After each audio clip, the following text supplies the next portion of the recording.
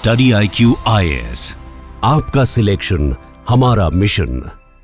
नमस्कार साथियों, अगर आज आप बैंक का शटर बंद देख रहे हैं तो शायद आपको थोड़ा गुस्सा आ रहा होगा या फिर आपको यह भी लग सकता है कि आपकी सुविधाओं का गला ये बैंक कर्मचारी घोटने का प्रयास कर रहे हैं।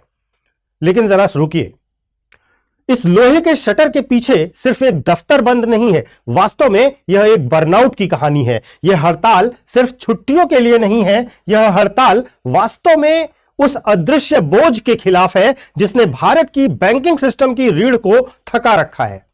यह 27 जनवरी की जो आज की तारीख है, महज एक विरोध नहीं बल्कि एक चेतावनी है। वह चेतावनी जो बताती है कि क्या एक थका हुआ कर्मचारी या इंसान एक उभरती हुई अर्थव्यवस्था का पहिया घुमा सकता है।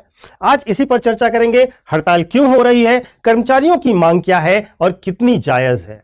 तो शुरू करते हैं। शुरू करने से पहले मैं आपको अपने सोशल मीडिया हैंडल्स बता देता हूं। यूपीएससी मेंटोर पंकज सर के नाम से आप मुझे इंस्टा और टेलीग्राम पर कनेक्ट कर सकते हो।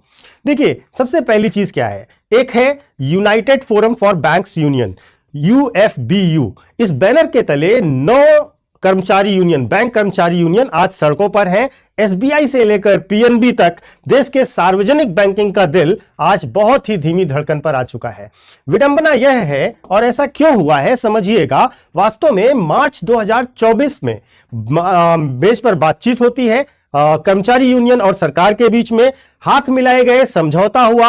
IBA यानी कि इंडियन बैंक्स एसोसिएशन इसके लिए राजी भी हुआ, यूनियनें भी राजी थी और सरकार भी राजी थी। राजी किस बात पर थी कि 5 डेज का वर्क वीक होना चाहिए, और यह कर्मचारियों की दशकों पुरानी मांग है। अभी इनके 6 दिन के कार्य सप्ताह होते हैं, ये 5 दिन की मांग कर रहे हैं और वर्क लाइफ बैलेंस के लिए ऐसी मांग कर रहे हैं।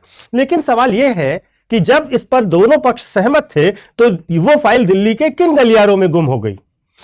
क्यों 5 डे वर्क वीक का जो पॉलिसी था, जिसे पूरी दुनिया में, साथ ही साथ खुद भारत में RBI अपनाता है, सेबी अपनाती है, LIC अपनाती है और IT सेक्टर में भी यह स्टैंडर्ड है, तो बैंक कर्मचारियों के लिए इसे एक लग्जरी क्यों बना दिया गया। अगर ये हम पॉलिसी पैरालिसिस ना माने तो वास्तव में ये है क्या, ये एक प्रकार का पॉलिसी पैरालिसिस ही है, जहां पर फाइलें तो चली लेकिन फैसला आज तक नहीं आया। मार्च 2024 से लेकर आज तक सरकार डिसीजन ना ले पाई। तो आज का बैंक कर्मचारी, आप सोचिए किस बर्नआउट से गुजर रहा है, उसको भी समझने का प्रयास कीजिए। आज का बैंक कर्मचारी सिर्फ बैंकर नहीं है, उसके पास तमाम भूमिकाएं हैं जो वो अकेले निभाता है। वह एक सरकारी इवेंट मैनेजर भी है, वह सेल्स एग्जीक्यूटिव भी है, वह कंप्लायंस ऑफिसर की भी ड्यूटी निभा रहा है, और सब कुछ एक साथ बना हुआ है। अगर आप देखेंगे तो सबसे पहली क्राइसिस है the ghost of empty chairs की। पिछले 1 दशक में काम कई गुना बढ़ा है बैंकिंग सेक्टर में, लेकिन भर्तियां रिटायरमेंट की रफ्तार से भी कम है। और जब एक इंसान 4 लोगों का काम कर रहा होता है तो एफिशिएंसी नहीं पैदा होती, एरर्स पैदा होती हैं। और इसके साथ साथ इन्हें केवल बैंकिंग ही नहीं, इन्हें बीमा बिक्री भी करनी है, सरकारी योजनाएं भी चलानी है। हर नई योजना, नया काम बैंकिंग सेक्टर के ऊपर। वे इन्वेस्टमेंट के सलाहकार भी हैं, म्यूचुअल फंड, बॉन्ड्स और सारे के सारे काम इन्हें करने हैं। और सबसे बड़ा प्रॉब्लम, ये सुबह कैश काउंटर पर बैठेंगे, दोपहर में बीमा और म्यूचुअल फंड के टारगेट पूरा करेंगे, शाम को सरकारी योजनाओं का डेटा अपडेट करेंगे और रात में घर जाकर अगले दिन के टारगेट की चिंता करेंगे। बैंकिंग अब कस्टमर सर्विस नहीं बल्कि कंप्लायंस चेजिंग बन गई है, और यह बर्नआउट हर कर्मचारी जो बैंक में काम करता है महसूस कर रहा है। यहां पर डिजिटल ट्रैप को भी समझिएगा। जब से डिजिटल इंडिया का सपना आया तब से ग्राहक का काम तो आसान हो गया, लेकिन सर्वर डाउन हो तो कर्मचारी को गाली पड़ती है। अगर साइबर फ्रॉड हो जाए तो जांच का फंदा भी कर्मचारी के गले में फंस जाता है। टेक्नोलॉजी आई, इससे जिम्मेदारी कर्मचारियों की कई गुना बढ़ गई है, और इस ट्रैप को समझना थोड़ा सा आपके लिए अब आसान होगा। सरकार क्या बिल्कुल संवेदनहीन हो चुकी है? नहीं, सरकार भी एक तर्क देती है। सरकार का यह तर्क है कि जनता की सेवा प्रभावित होगी, इसलिए बैंक को 6 दिन काम करना चाहिए, एक्स्ट्रा काम भी करना चाहिए।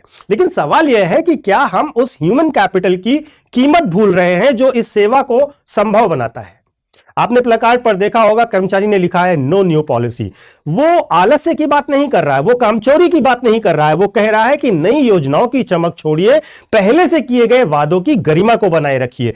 ये लड़ाई काम बनाम छुट्टी की है ही नहीं, वास्तव में ये लड़ाई है सस्टेनेबल वर्क लाइफ बैलेंस की, और उसके बदले में एक्सप्लॉयटेटिव सिस्टम की। हम वर्क लाइफ बैलेंस मेंटेन करें या एक्सप्लॉयटेटिव वर्क कल्चर में काम करते रहें।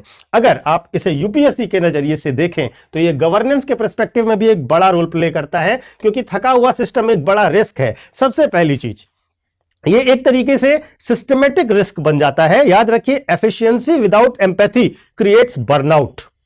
अगर हमने अपने फाइनेंशियल स्ट्रेंथ्स को, अपने फाइनेंशियल पिलर्स को मानसिक और शारीरिक तौर पर तोड़ रखा है, तो क्या हम सिर्फ एक हड़ताल नहीं बल्कि भविष्य में एक इंस्टीट्यूशनल कोलैप्स की तरफ तो नहीं बढ़ जाएंगे। निश्चित तौर पर ध्यान रखिएगा, यह जो ह्यूमन कैपिटल के साथ बिहेवियर किया जा रहा है उससे बैंकिंग स्टेबिलिटी प्रभावित हो रही है और साथ ही साथ इकोनॉमिक ग्रोथ पर भी बुरा असर पड़ेगा। अगर आप यूपीएससी के नजरिए से देखें तो यूपीएससी के नजरिए से यह GS paper 2 governance labour rights, GS paper 3 banking sector और इकोनॉमी और एसए में वर्क लाइफ बैलेंस के टॉपिक से सीधा सीधा कनेक्ट करता है।